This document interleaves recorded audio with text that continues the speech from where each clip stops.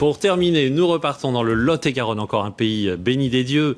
Il suffit de flâner sur un marché pour découvrir toutes les richesses de sa terre, le charme de ses villages, la beauté de la campagne. Nous y retournons donc en compagnie de Guillaume Ployer et Erwan Brem. Les plus fiers l'affirment, le Lot-et-Garonne serait le pays de Cocagne, une sorte de paradis terrestre à la nature généreuse et abondante. Et ce n'est pas en se promenant sur le marché d'Agen qu'on oserait les contredire. Les variétés de fruits et légumes se comptent ici par dizaines.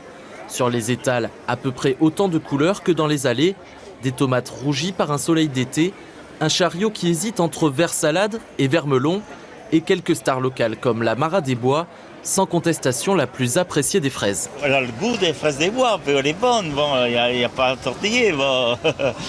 Elle a un goût de framboise et elle est très parfumée et très sucrée. Et puis le marchand aussi, hein, c'est hyper. C'est vrai qu'il est sympathique. Le Lot-et-Garonne est certainement l'endroit où on en produit le plus en France et certainement pour moi les meilleurs. Au marché, qualité rime avec produits frais. Terre occitane de culture maraîchère, le Lot-et-Garonne regorge de richesses gustatives dont on parle encore mieux en patois. Les bunos pruno cufido. Pruno, c'est dit pruno cufido. Voilà, qui sont plats bons, naturels, baki.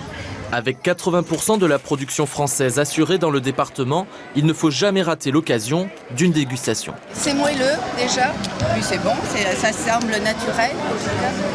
Donc on les mange avec plaisir. Et nous on travaille un pruneau très moelleux et sans conservateur, un pruneau mi-cuit qui n'est pas surhumidifié, qui n'est pas réhydraté. Dans le Lot-et-Garonne, on se quitte sur un marché pour mieux en retrouver un autre. Celui de la Bastide de Puymirol se déroule en soirée.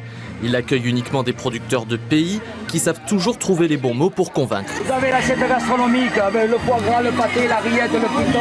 Et notre invention, on est les seuls en France à faire ça, le boudin de canard. 8 €. Les produits du terroir s'achètent sur place et aussitôt achetés, c'est aussitôt consommé. Vous avez vu, c'est gros magret, quoi. C'est gros magret, il faut à peu près 500 grammes, avec juste une petite peau grasse et comme ça d'épaisseur de viande, quoi.